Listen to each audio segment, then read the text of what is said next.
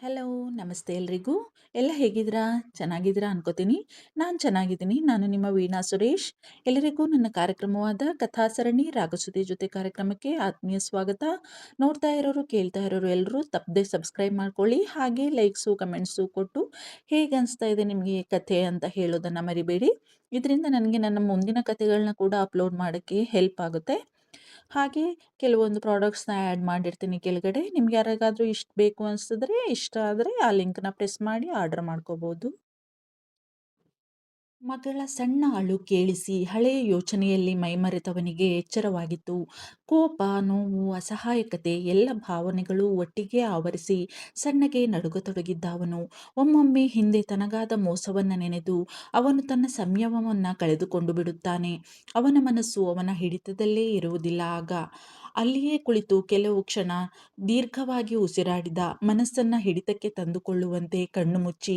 ಅಷ್ಟರಲ್ಲಿ ಮಗಳ ಕಿಲಕಿಲ ನಗು ಕೇಳಿಸಿ ಆಶ್ಚರ್ಯದಿಂದ ಕಣ್ಣು ತೆರೆದು ಸುತ್ತ ನೋಡಿದ್ದ. ಕುಳಿತಲ್ಲಿಂದಲೇ ಎದುರಿಗಿರುವ ದೃಶ್ಯ ನೋಡಿದವನ ಮನಸ್ಸು ಶಾಂತವಾಗಿತ್ತು.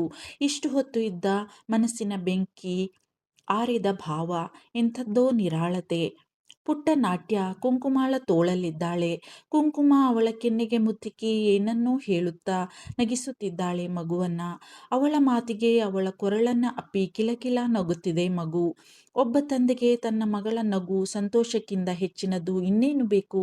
ಮನಸ್ಸು ತಂಪಾಯಿತು ಅವನಿಗೆ. ಅವರನ್ನೇ ಕಣ್ಣೆವೆಯಿಕ್ಕದೆ ನೋಡುತ್ತಿದ್ದವನಿಗೆ ತಂದೆಯ ಧ್ವನಿ ಕೇಳಿ ಅತ್ಯಾಶ್ಚರ್ಯವಾಗಿತ್ತು.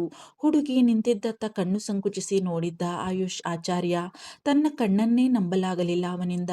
ಡ್ಯಾಡ್, ಸಣ್ಣಗೆ ಉಸಿರಿದ್ದ ಅಪನಂಬಿಕೆಯಿಂದಲೇ 2 ಸಲ ನೋಡಿದ್ದ. ಅನುಮಾನವೇ ಇಲ್ಲ, ನಿಜವಾಗಿಯೂ ಡ್ಯಾಡ್ ಬಂದಿದ್ದಾರೆ ಗಾರ್ಡನ್ಗೆ. ನಾನು ಜಾನಿ ಎಷ್ಟು ಬಲವಂತ ಮಾಡಿದರೂ ಹೊರಗೆ ಬರಲು ಒಪ್ಪದಿದ್ದವರನ್ನ ಅದ್ಹೇಗೆ ಈ ಹುಡುಗಿ ಹೊರಗೆ ಕರೆದುಕೊಂಡು ಬಂದಳು? ನಿಜಕ್ಕೂ ಆಶ್ಚರ್ಯವಾಗಿತ್ತು ಅವನಿಗೆ. ನಂಬಲು ಕಷ್ಟವಾದರೂ ನಂಬಲೇಬೇಕಿತ್ತು. ಒಂದು ಕ್ಷಣ ಕೋಪ ಬಂದರೂ ಹುಡುಗಿಯ ಕಾರ್ಯಕ್ಕೆ ಮನಸ್ಸಿನಲ್ಲಿಯೇ ಮೆಚ್ಚಿದ ಆಯುಷ್ ಆಚಾರ್ಯ. ಡ್ಯಾಡ್ ಹೀಗೆ ಆಗಲಾದರೂ ಹೊರಗಡೆ ಬಂದರೆ ಅವರ ಮನಸ್ಥಿತಿ, ದೇಹಸ್ಥಿತಿ ಎರಡೂ ಸುಧಾರಿಸಬಹುದು ಎಂದುಕೊಂಡ.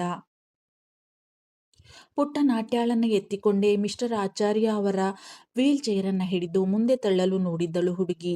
ಇನ್ನು ಹಾಗೆಯೇ ಕುಳಿತಿರಲು ಸಾಧ್ಯವಾಗಲಿಲ್ಲ ಅವನಿಂದ. ಸರ್ರನೆ ಎದ್ದವನೇ ಸೀದಾ ತನ್ನ ತಂದೆಯ ಸನಿಹ ಬಂದಿದ್ದ 2 ಹೆಜ್ಜೆಗೆ. ಬೆಚ್ಚಿದ್ದಳು ಹುಡುಗಿ ಅವನನ್ನ ಅಚಾನಕ್ಕಾಗಿ ನೋಡಿ. ಲೀವ್ ಎಂದಿದ್ದ ಗಂಭೀರ ಧ್ವನಿಯಲ್ಲಿ ಅವಳಿಗೆ. ತಟ್ಟನೆ ತಾನು ಹಿಡಿದಿದ್ದ ವೀಲ್ ಚೇರ್ ಬಿಟ್ಟು 2 ಹೆಜ್ಜೆ ಹಿಂದೆ ಸರಿದಿದ್ದಳು. ಅವನಿಂದ ಬಲವಂತದಿಂದ ನೋಟ ಕಿತ್ತು ತಲೆ ತಗ್ಗಿಸಿ, ಅರೆ ಆಯು, ನೀನು ಇದೆಯೇನೋ?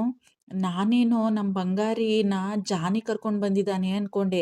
ಯಾಕೆ ಯಾಕಿನ್ನೂ ನಕ್ಷತ್ರಕ್ಕೆ ಹೋಗಿಲ್ಲ? ಎನಿ ಪ್ರಾಬ್ಲಮ್ ಎಂದಿದ್ದರು ಆತಂಕದಿಂದ ಮಿಸ್ಟರ್ ಆಚಾರ್ಯ. ಅವರಿಗೆ ತಮ್ಮ ಮಗನ ಸಮಯ ಪ್ರಜ್ಞೆಯ ಬಗ್ಗೆ ಚೆನ್ನಾಗಿ ಅರಿವಿತ್ತು. ಅವನು ಯಾವುದೇ ಕಾರಣಕ್ಕೂ ಒಂದು ಕ್ಷಣವನ್ನು ಕೂಡ ವ್ಯರ್ಥ ಮಾಡುವವನಲ್ಲ. ಸಮಯಕ್ಕೆ ಬಹಳ ಮಹತ್ವ ಕೊಡುತ್ತಾನೆ ಅವನು. ಅಂಥವನು ಇಂದು ಇಷ್ಟು ಹೊತ್ತಾದರೂ ಆಫೀಸಿಗೆ ಹೋಗಿಲ್ಲ ಎಂದರೆ ಸಮಥಿಂಗ್ ಈಸ್ ರಾಂಗ್. ಏನೋ ಆಗಿದೆ, ಆದರೆ ಹೇಳುತ್ತಿಲ್ಲ ಇವನು ಎಂದುಕೊಂಡರು ಅವರು. ಎಲ್ಲಿ? ಚೇರ್ ಬಿಡು, ನನ್ನ ಎದುರಿಗೆ ಬಾ ಆಯು ಎಂದಿದ್ದರು ಮಿಸ್ಟರ್ ಆಚಾರ್ಯ. ಕುಂಕುಮ ಅಲ್ಲಿಯೇ ತುಸು ದೂರದಲ್ಲಿ ಮಗುವಿನ ಜೊತೆಗೆ ತಾನೂ ಮಗುವಾಗಿ ಆಡುತ್ತಿದ್ದಳು. ಆದರೂ ಅವಳ ಆಣತಿಯನ್ನೂ ಮೀರಿ ಆಗಾಗ ಅವಳ ನೋಟ ಆಯುಷ್ನನ್ನೇ ಸವರುತ್ತಿತ್ತು. ಈ ದೊರೆಯೇ ನಿಜವಾಗಿಯೂ ದೊರೆಯೇ? ಈ ಡ್ರೆಸ್ಸಲ್ಲಿ ಎಷ್ಟು ಭವ್ಯವಾಗಿದ್ದಾರಲ್ವಾ? ಯಾರನ್ನ ಮೆಚ್ಚಕೊಂಡದೋ ಹಿಂಗೆ ರೆಡಿ ಆಗ್ಬಿಟ್ಟು? ಇನ್ಯಾರನ್ನ? ಇವರು ಕಟ್ಕತೀನಿ ಅಂದವ್ರಲ್ಲ, ಮೋಹಿನಿಯ, ಅವಳನ್ನೇ ಮೆಚ್ಚಕ್ಕಿರ್ಬೇಕು ದೇವುಡ. ಮೇಲೆ ನೋಡಿ ಗೊಣಗುತ್ತಾ ಮೂಗು ಮುರಿದಿದ್ದಳು. ಹೊಟ್ಟೆ ಉರಿದು ಹೋಗಿತ್ತು ಅವಳಿಗೆ. ಎಂಥದ್ದೋ ನೋವು ಮನಸ್ಸಿನ ತುಂಬ.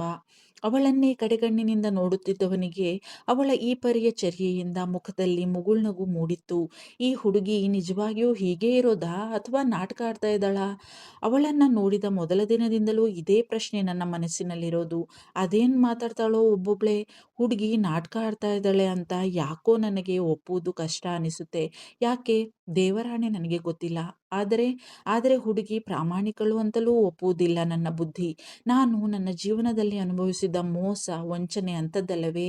ಹೇಗೆ ಇಂಥವರನ್ನು ನಂಬಲು ಸಾಧ್ಯ? ಛೇ! ಹುಬ್ಬು ತೀಡಿಕೊಂಡಿದ್ದ ಆಯುಷ್ ಆಚಾರ್ಯ ತನ್ನ ಮನಸ್ಸಿನ ತೊಳಲಾಟಕ್ಕೆ ನಲುಗಿ. ಆದರೂ ಯಾಕೋ ಈ ಹುಡುಗಿ ಅಂಥವಳು ಎಂದು ನನ್ನ ಮನಸ್ಸು ಒಪ್ಪಲೊಲ್ಲದು. ನನ್ನ ಮಗಳನ್ನು ಇಷ್ಟು ಪ್ರೀತಿಯಿಂದ ನೋಡಿಕೊಳ್ಳುತ್ತಾಳೆ ಎಂದು ಇರಬಹುದೇ? ಅಥವಾ ನನಗೆ ಅವಳ ಬಗ್ಗೆ ಇರುವ ಆಕರ್ಷಣೆಯಿಂದ ಇರಬಹುದೇ?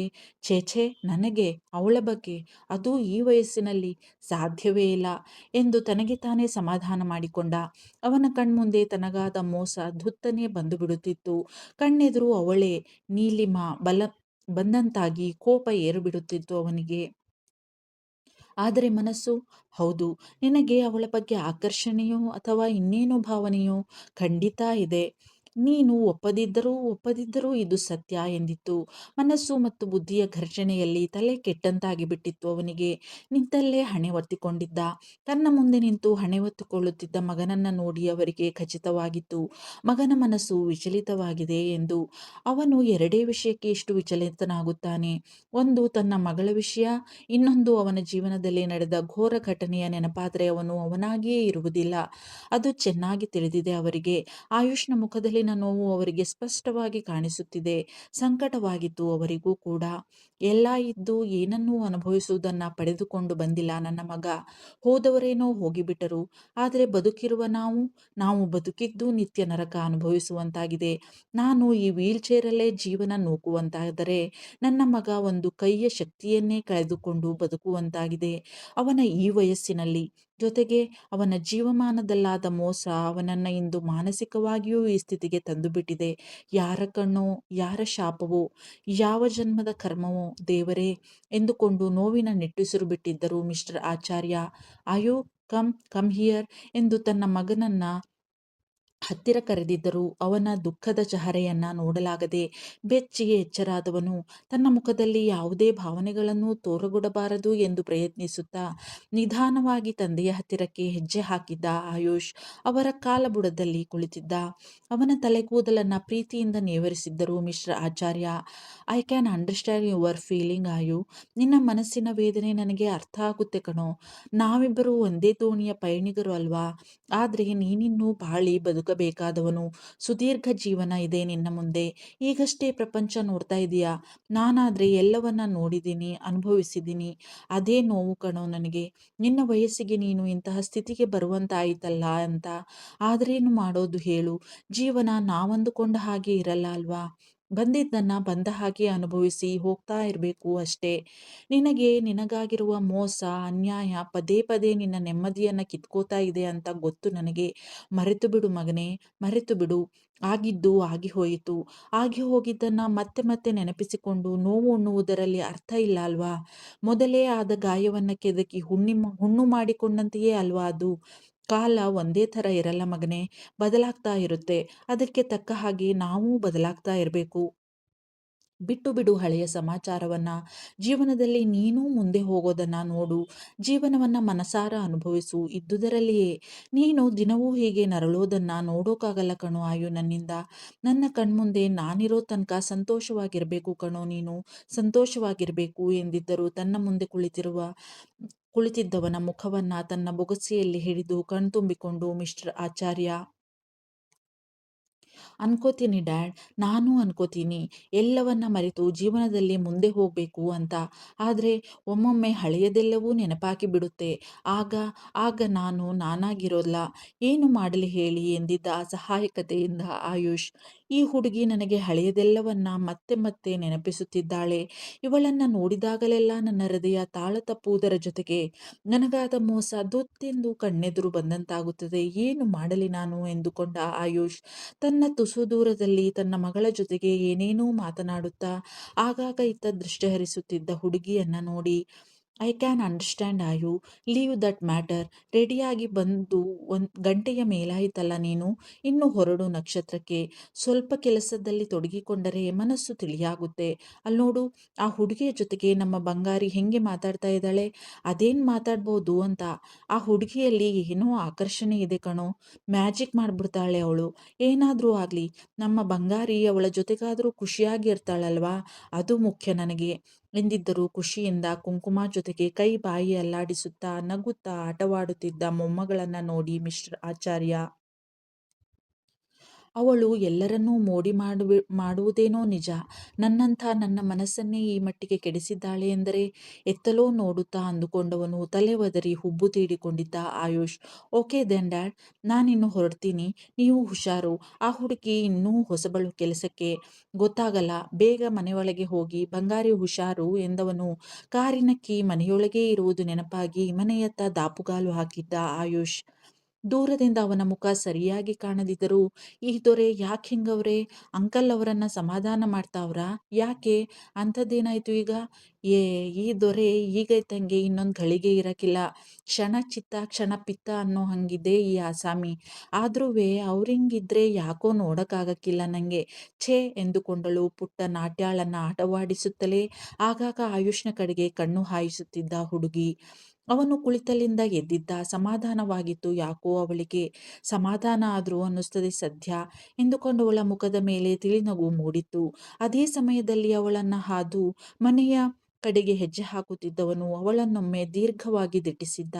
ಅವಳ ಮುದ್ದಾದ ನಗು ಅವನ ಕಂಗಳಲ್ಲಿ ಸೆರೆಯಾಯಿತು. ಅವಳನ್ನೊಮ್ಮೆ ದೀರ್ಘವಾಗಿ ದಿಟ್ಟಿಸಿ ನೋಡಿದವನು, see, take care of my daughter. ನೋಡು, ನೀನು ಇವತ್ತಷ್ಟೇ ಬಂದಿದ್ದೀಯಾ ಇಲ್ಲಿ ಕೆಲಸಕ್ಕೆ. ಎಲ್ಲಿ ಏನಿದೆ ಅಂತ ಸರಿಯಾಗಿ ಗೊತ್ತಿಲ್ಲ ನಿನಗೆ. ನಿನ್ನ ಹುಡುಗಾಟಿಕೆ ಬುದ್ಧಿ ತೋರಿಸಿ ಎಲ್ಲೆಲ್ಲೋ ಅಲಿಬೇಡ. ಇನ್ನೊಂದು ಸ್ವಲ್ಪ ಹೊತ್ತು ಬಿಟ್ಟು ಮನೆ ಒಳಗೆ ಹೋಗು, ಹಾ? ಹಾಗೆ ನನ್ನ ಡ್ಯಾಡಿಗೆ ಜಾಸ್ತಿ ಸಮಯ ವೀಲ್ ಚೇರಲ್ಲಿ ಕುಳಿತರೆ ಸೊಂಟ ನೋವು ಬರುತ್ತೆ, ನೆನಪಿರ್ಲಿ. ವಾಟ್? ಅಂಡರ್ಸ್ಟ್ಯಾಂಡ್? ನಾನು ಹೇಳಿದ್ದು ಕಿವಿಯೊಳಗೆ ಮಾತ್ರ ಹೋಯ್ತಾ, ಇಲ್ಲ ನಿನ್ನ ತಲೆ ಒಳಗೂ ಹೋಯ್ತಾ, ಹಾ? ಎಂದಿದ್ದ. ತನ್ನನ್ನೇ ಕಣ್ಣು ಕೂಡ ಮಿಟುಕಿಸದೆ ನೋಡುತ್ತಿದ್ದ ಹುಡುಗಿಗೆ ಎಚ್ಚರಿಕೆ ಹೇಳುವಂತೆ ಸ್ವಲ್ಪ ಗದರಿಯೇ. ಅವಳ ನೋಟ ಅದ್ಯಾಕೋ ಅವನನ್ನ ವಿಚಲಿತನಾಗುವಂತೆ ಮಾಡುತ್ತಿತ್ತು.